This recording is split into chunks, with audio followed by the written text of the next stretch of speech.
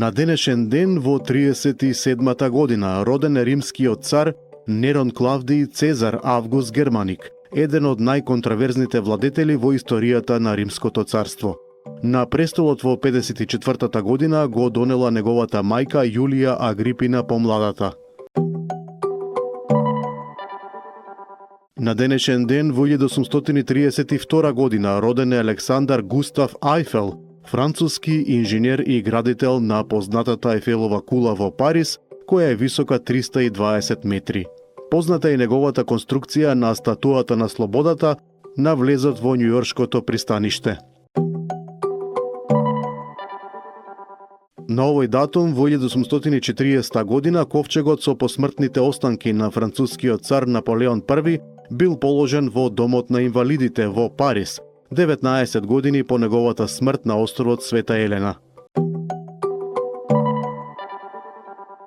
На денешен ден во 1852 година роден е францускиот физичар Антоан Анри Бекерел, пронаоѓач на радиоактивниот зрак, добитник на Нобеловата награда за физика во 1903 година. Во негова чест мерната единица за радиоактивност била наречена Бекерел. На овој датум во 1859 година роден е полскиот лекар и филолог Лазар Лудвиг Заменхоф, творец на меѓународниот јазик есперанто. Првиот учебник на тој јазик го објавил во 1887 година. Есперанто не стана меѓународен јазик во пошироката употреба, како што се надевал неговиот творец, но е најважниот и најраширениот од сите вештачки јазици. На денешен ден во 1890 година убиен бил индијанскиот поглавар Бикот што седи, водач на племето Сијукс врз основа на наредбата на повереникот на владата на САД во резерватот во Јужна Дакота. Го предводел сојузот на племињата, познат како Дакота. Се борел против бруталната политика на САД која систематски се спроведувала врз индијанците. На овој датум во 1897 година умрел францускиот писател Алфонс Доде. Пишувал романи, драми и новели. Дела, Сафо, Нума Руместан, Бесмртник.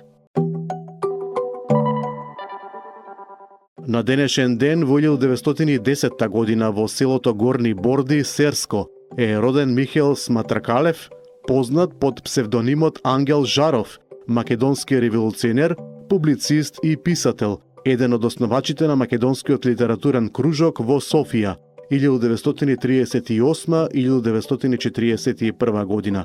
Од 1992 година почесен член на Друштвото на писателите на Македонија. Во 1935 година излегла неговата прва и единствена поетска книга Бура над родината. На овој датум во 1938 година загинал рускиот пилот Валерий Павлович Чкалов, испробувајќи нов тип авион ловец. Се прославил со многу потфати, меѓу кои прелетувањето преку Северниот пол. Во 1937 година извел лет од Москва до Ванкувер, без слетување за 64 часа и 25 минути, прелетувајќи 12.000 километри. На денешен ден во 1945 година во селото Нестрам, Костурско, грчките власти извеле пред суд 61 македонец, бидејќи своите деца ги учеле да читаат и пишуваат на мајчин македонски јазик. На овој датум во 1945 година симфонискиот оркестар на денешната Македонска филхармонија го одржал својот прв симфониски концерт. На денешен ден во 1946 година во Скопје започнале првите предавања на филозофскиот факултет, значајна пресвртница во културната природба на македонскиот народ. На овој датум во 1961 година судот во Ерусалим го осудил на смрт нацистичкиот злосторник Адолф Ајхман, одговорен за смртта на стотици илјади цивили во Втората светска војна. На денешен ден во 1964 година Собранието на Канада го прифатило новото национално знаме, црвено-бело, во водорамни полиња со црвен јаворов лист во средината. На овој датум во 1970 година на Венера се спуштил советскиот вселенски брод Венера 7, од кој сигналите пристигнувале само неколку минути, но дале значајни податоци. На денешен ден во 1978 година председателот на САД Џими Картер објавил дека од 1 јануари 1979 САД ќе воспостават дипломатски односи со Кина, а ќе ги прекинат со Тајван.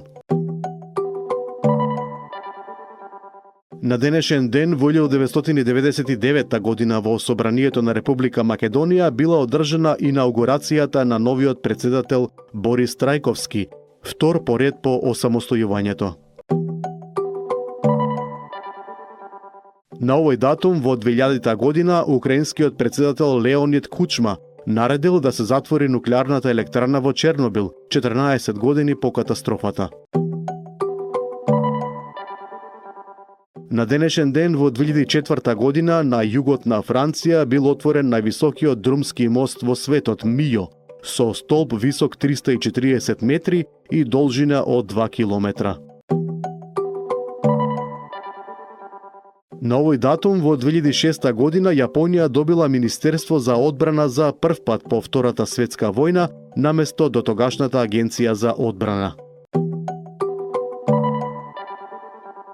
На денешен ден во 2011 година поранешниот француски председател Жак Ширак бил осуден на 2 години условна казна за аферата со фиктивни вработувања во Париз.